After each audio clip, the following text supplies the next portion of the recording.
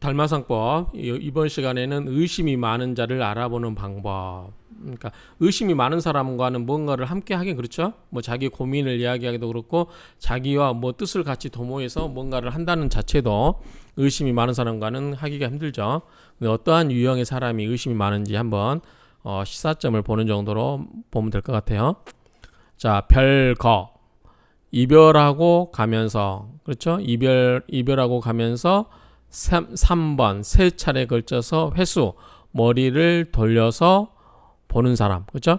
이별하고 하면서 서너 차례 다시 서너 차례 머리를 돌려서 바라보는 사람은 다이 의심이 많고 그래서 막 없을 막자 하지 못한다는 거죠. 함께 할 여자죠. 그래서 함께 하지 못한다. 어떤 거를 같을 동자 근심 무자죠. 그래서 같은 근심을 함께 할 수가 없다라고 하는 거죠. 그래서 이별하고 가면서 자꾸 뒤돌아보고 그런 사람은 나의 근심을 같이 어떤 고민거리라든가 같은 근심을 같이 나누어 가질 만한 사람이 못 된다라는 정도로 보면 될 것 같아요. 별후. 자, 별후 이별하고 가는 거고 이제 이별하고 나서 후에 빈 자, 자주빈자 자주빈 이별하고 나서 자주 회고의 다시 회고 우리가 회고로 간다고 그러죠. 다시 돌아봐서 이게 돌아볼 것자도 되지만 이제 이별하고 가버렸으면 다시 우리가 그 나누었던 이야기를 자꾸 그 생각해 본다는 의미도 될 수 있고 자꾸 뒤돌아본다는 얘기도 되겠죠. 그래서 이제 이별하고 가면서 세 차례 머리를 돌려서 보는 거는 약간 구체적인 행동이겠죠. 근데 이별하고 후에 다시 회고 할 때 이 회고라는 말을 좀 우리가 살펴봐야 될 것 같아요. 이 회고가 구체적인 행위로서 어떤 뒤돌아보는 건지 아니면 이거를 회고는 지나간 일을 돌이켜보 생각해봄으로 해석한다고 하면은 머리를 돌려보는 건 아니겠죠. 그렇죠? 그러니까 이거는 대꾸를 본다면 이 돌아다 봄 그러고 보니까 이 의미를 본다면 자 이별하고 가면서 머리를 돌려서 서너 차례 보는 거는 구체적인 행동이지만 이별하고 나서 또 몇 차례 의문을 갖는 우리가 해고한다는 건 뭔가 자꾸 의심스러워서 자꾸 뭔가를 생각하게 된다는 거죠. 그 했던 이야기를 자꾸 생각하게 된다는 거 하는 것은 의심이 있는 것이죠. 의심할 의자니까. 그래서 이 필엄자 그래서 반드시 음험한 자 이 험자도 보면 음험한 자 험할 험자죠. 여기 보면은 험할 험 음흉할 음험하다 뭐 간악하다 뭐 이런 뜻이 있죠. 그러니까 그런 뜻으로 보면 되는데 어쨌든 이 의심 있고 음험한 자이니 어찌 가 할 수 있겠는가 함께 할 수 있겠는가 뭐에 대해서 지언심 말과 마음을 어찌 같이 나눌 수 있겠는가 그 정도 보면 되겠죠. 그러니까 이별하고 하면서 머리를 자꾸 돌려서 보면은 그 사람은 의심이 많기 때문에 나의 근심을 나눠 가질 수가 없죠. 그렇죠? 그리고 자꾸 이별하고 나서도 또 곰곰이 그 회고하는 것은 의심이 많은 사람이기 때문에 반드시 음험한 바가 있고 그렇기 때문에 어찌 그 사람과 함께 나의 말과 마음을 같이 나눌 수가 있겠는가 이런 정도로 보면 되겠죠. 어쨌든 이별하고 하면서 자꾸 되돌아보는 것도 그 사람이 의심이 많은 거를 의심을 잘하는 사람이라고 볼 수 있는 거고 그 다음에 자꾸 과거에 했던 그런 것들을 회고하는 것도 의심이 많은 사람이다 정도 보면 될 것 같아요.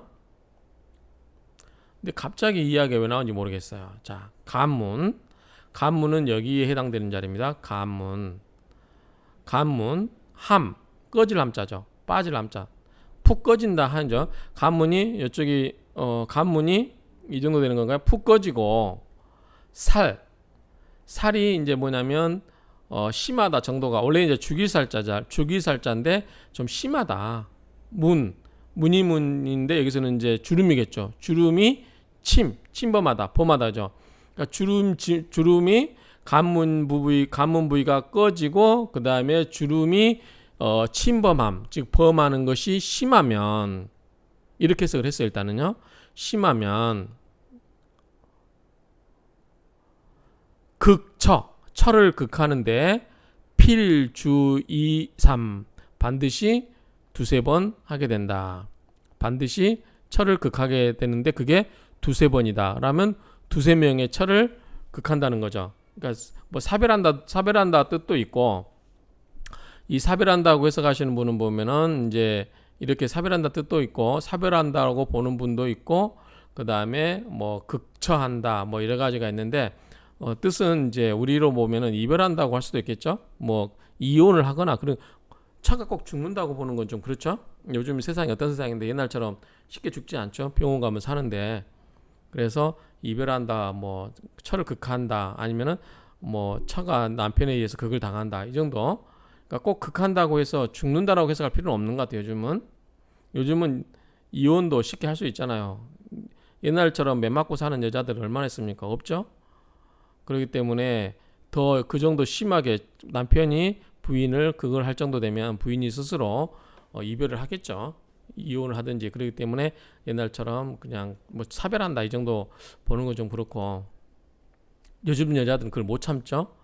남편한테 그걸 받으면서까지 살면서 그 스트레스 받아서 죽을 경계에 이르기까지 그 정도 참고 살 여자들이 있기 때문에 뭐 사별한다고 보는 건 좀 과장이 심한 것 같아요. 어쨌든 해석을 하면 관문이 꺼지고, 그래서 그 주름이 찌르면 또는 침범하면 이렇게 써있는데, 천창이라고 해석하시면서, 천창이 여기 관문 옆에 신광이 있고 천창이가 있죠.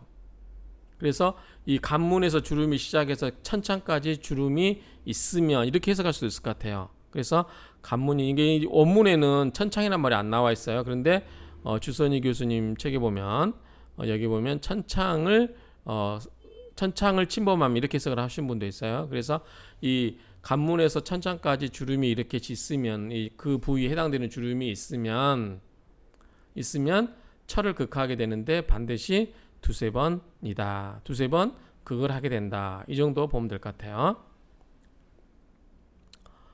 이제 달마상법에 있는 책 내용이 그러니까 이게 왜 그런지는 이제 생각을 해봐야 되겠죠. 그런데 뭐 그 정도로 의미를 이해하면 될 것 같아요. 또 근데 또 다르게 해석하시면 보면은 주름살이 지저분하게 잡히면 이런 말도 있어요. 관문 부위가 푹 꺼지고 주름살이 찌르면, 또는 주름살이 지저분하게 잡히면 어디까지? 또 천창까지. 뭐 이렇게 해석하시는 분도 있는데, 어쨌든 주름살이 지저분하게 잡히면 이렇게 해석하시는 분도 두 분이 계세요. 그래서 주름살이 지저분하게 잡히면 철을 극하는데 반드시 두세 번 상처한다, 사별한다, 뭐 이런 정도 보시면 될 것 같아요. 그 다음에 와잠이 이제 눈 밑에 이게 와잠이에요. 와잠이 두툼하다. 와잠이 두툼하다. 이제 누에가 누워 있는 것처럼, 누울 와자 누에 잠자죠. 그래서 누에가 누워 있는 것처럼 두툼하게 이게 살집이 올라오면 두터울 루자죠. 와잠이 두텁고, 그리고 광윤, 빛이 난다. 빛이 윤태가 나죠. 빛이 윤태가 나. 그러니까 이 눈 밑에, 눈동자 밑에 와잠이 두툼하고 이 빛이 나서 반짝반짝 빛나고, 그러고 그렇게 되면 생자, 자식을 낳는다. 여기는 이제 정할 정자인데 뭐 반드시라고 보면 되겠죠. 그래서 대개 그 정도 정하게 된다. 자식을 낳는 게 정해지는데 어떻게? 유오육 5명에서 6명의 자식을 낳게 된다. 이건 옛날 얘기죠. 요즘 5, 6명 애 낳으신 분들이 별로 극소수예요. 정말 극소수. 그렇기 때문에 이거 보고 애를 5, 6명 낳는다. 근데 지금 갑자기 의심스러운 걸 보다가 갑자기 이게 나오는지 모르겠어요. 의심스러운 사람을 감별하는 방법인데, 어쨌든 여기는 이제 자식과 관련된 이야기죠. 그래서 이 와잠 부위가 윤택하고 광이 나면 대개 5, 6명의 아이를 낳을 수 있다. 그러니까 이거는 좀 의심스러워 관계없는 부분인데, 어찌됐든 여기 정해져 있고요. 이게 내용이 나오고 있고, 어쨌든 이런 부분에서 이제 우리가 이쪽에 보면 우리가 관상을 볼 때도 이게 이 눈좌의 밑에가 두툼하게 오른 사람도 있어요. 그러면 우리가 굉장히 에너자이저다, 우리가 이야기를 할 수가 있어요. 에너자이저다. 굉장히 힘이 잠재적인 능력이 파워가 세서 이 에너지가 왕성해서 여러 가지 일도 적극적으로 왕성하게 할 수 있다. 이제 현대적인 의미로 보면 이렇게 해석하면 될 것 같아요. 에너자이저다. 저도 그냥 이거 보고 이 사람 굉장히 에너자이저구나. 활동력이 굉장히 왕성하구나. 이렇게 이제 판별을 하는 경우가 있습니다. 그래서 어찌됐든 이렇게 해석이 되고요. 그다음에 견인, 신색, 수변자. 견인, 사람을 봄에 있어서 사람을 볼 때 이제 이거 신 우리가 이제 눈빛이죠. 그다음에 색은 우리가 이제 살색으로 보면 될 것 같아요. 어떤 얼굴에 나타나는 찰색한다 그러죠. 색을 보는 게 수변자, 여러 번 변하게 되면, 그러니까 눈빛도 자주 변하게 되고 얼굴 색도 자꾸 변하면 뭐예요? 그 사람이 우리가 봤을 때 안 좋겠죠.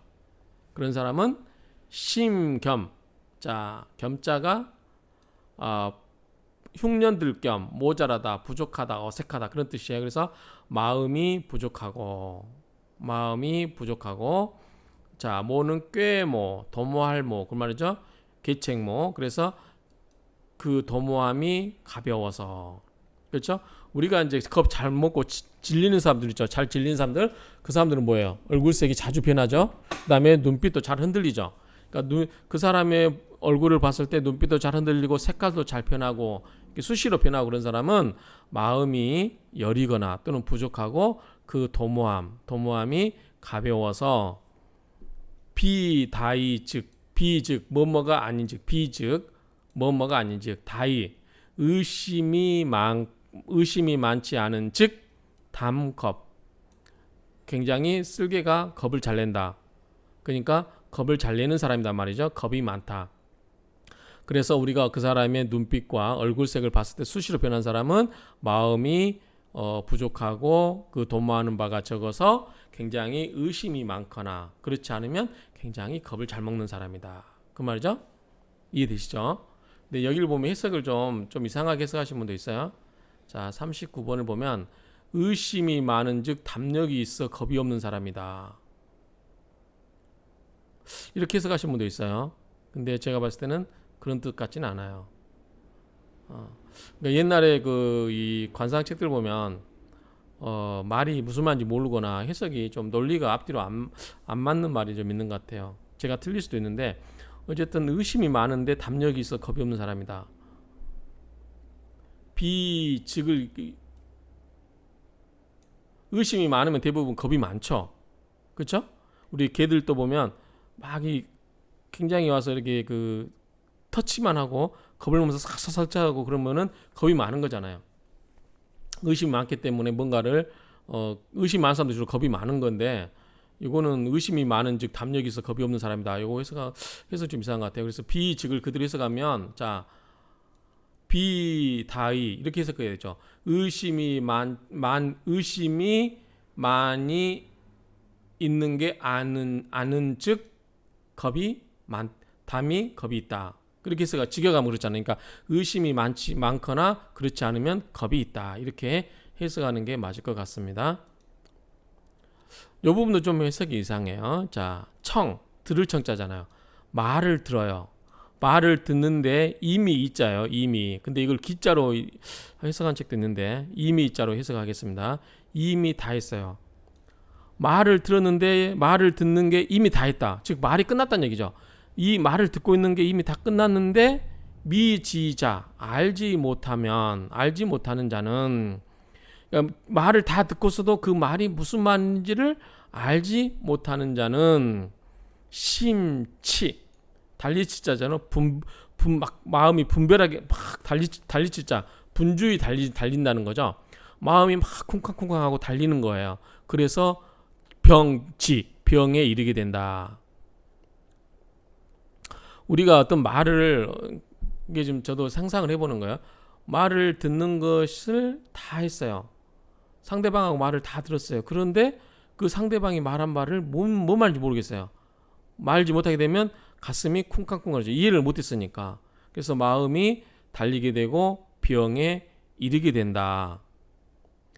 그리고 비즉이죠 또. 자, 그러한 상을 고치지 않은 즉 간음하게 된다. 우리가 어떤 사람이 말을 했을 때 그 사람 말을 다 이해를 못하면 굉장히 좌불안석 되는 거죠. 무슨 말이지? 이게 무슨 말인지? 그래서 마음이 콩닥콩닥 마음이 막 달려요. 굉장히 분주하게 달리고 어떤 병에 이르게 되는데 그 모습을 모습상사니까 그 모습을 고치지 않은 즉 간음하게 된다. 간사하고 음흉해진다. 그래서 그 말을 듣고도 무슨 말인지 모르면 나 무슨 말인지 이해 못하겠다. 말을 다시 설명해 주라. 이렇게 하면 마음이 편안하겠죠. 그 말을 듣고도 무슨 말인지를 이해를 못하는데도 그냥 그것을 내가 다 이해한 것처럼 감추게 되면 마음이 쿵당쿵당 뛰고 조마조마해지고 그래서 내 속병이 생기는 거죠. 병에 이르게 되는 거죠. 그래서 그러한 모습들을 그냥 떳떳하게 나 무슨 말인지 모르겠어요 라고 그 모습을 고치지 않으면 속에서만 그 사람에 대해서 지레짐작하고 자꾸 이렇게 혼자 쿵쾅쿵쾅 하는 그런 마음이 되기 때문에 간음한다, 간사해지고 음흉해진다, 혼자 생각하다 보니까 그런 현상으로 생기지 않을까라고 생각하는 거예요. 근데 이게 다른 분 책들 서너 분들 책 봐도 도대체 이게 해석이 잘 모르겠어요. 그래서 저는 어쨌든 말을 다 듣고도 그 말 뜻을 이해하지 못하면 마음이 불안하고 그래서 결국은 마음에 병이 생기고 그래서 이러한 것은 좋지 못한 모습이니 그러한 모습을 아는 것은 안다, 모르는 것은 모른다. 그러한 모습을 그렇게 고치지 않은 즉 간음하게 된다, 간사하고 음흉해지게 된다라고 해석하는 게 말이 될 것 같아요. 그런데 이제 각주를 보면 자 말을 들을 때 몸을 마음대로 하는 것을 알지 못하는 사람은 말을 들을 때 몸을 마음대로 하는 것을 알지 못하는 사람은 마음에 빠르게 병이 들어가고 있는 것이니 평상시와 같이 고치면 강교하고 나쁘지 않다. 저는 모르겠어요. 무슨 말인지 이게 이해가 안 돼요. 그리고 말을 들음에 있어 기진함을 알지 못하는 자. 기진함을 알지 못하는 자는 마음이 다한다는 거죠. 그러니까 이게 모음기자로 해석하면 몸이 다함을 알지 못하는 자는 말을 들음에 있어서 몸이 다함을 알지 못하는 자는 마음으로 해서 병이 생기니 항시 고치지 않으면 간음하다. 이것도 무슨 말인지 모르겠어요. 여기 기진을 몸을 마음대로 하는 것을 알지 못하는 사람. 미지자가 나중에 나오잖아요. 미지자가 우리가 이제 하게 되면 목적으로 쓴다면은 미지 다음에 중국어 순서가 동사 플러스 목적어니까 지 다음에 와야 되겠죠. 뭔가 목적을 쓰려면. 요거는 그냥 부사 정도로 보면 되지 않을까 싶어요. 부사. 자, 말을 들었는데 이미 다 했어요. 말 듣는 게 이미 다 했다 그러면 말이 이미 끝났단 말이에요. 상대방 말을 이미 다 듣는 상황이 다 끝났음에도 불구하고 미지자, 이제 지의 목적어는 생각됐다고 보는 거예요. 그 말의 뜻을 미지, 알지 못하는 자는 마음이 분주하게 되고 말이 막 달리는 것처럼 마음이 달리게 되고 병에 이르게 되니 그러한 모습들을 고치지 않으면 모습상사니까 그러한 모습들을 고치지 않게 되면 간사하고 음흉하게 된다. 그러니까 모르는데도 아는 것처럼 하게 되면 자꾸 자기가 지레짐작하면서 간사하게 되고 음흉하게 된다라고 하면 말이 되잖아요.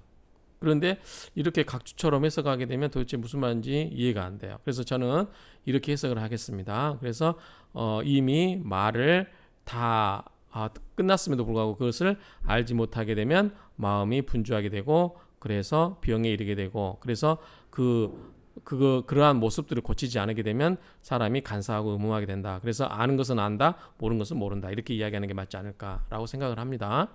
자, 오늘 그 의심스러운 모습에 대해서 한 건데 한번 읽고 마치겠습니다.